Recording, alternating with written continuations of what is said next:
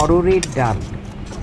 তোমরা এইভাবে একবার করে খেয়ে দেখো, বারবার খেতে ইচ্ছে করবে। ডালটা সেদ্ধ করে ঘি, শুকনো লঙ্কা, রসুন বাটা আর জিরে ফোড়ন দিয়ে ভালো করে একটু ভেজে, এবার আমি শুকনো লঙ্কার গুঁড়ো দিয়ে ডালটা ঢেলে দিলাম। কিছুক্ষণ এটা ফুটবে, নুন মিষ্টি দিয়ে দিলাম। ডালটা বেশি পাতলা হবে না।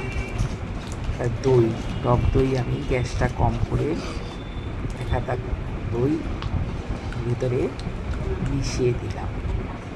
এদিকে ফোড়ন দেব ঘি, হিং, কারি পাতা আর শুকনো লঙ্কার গুঁড়ো। ওর থেকে কস্তুরি মেথি ছড়িয়ে দিই।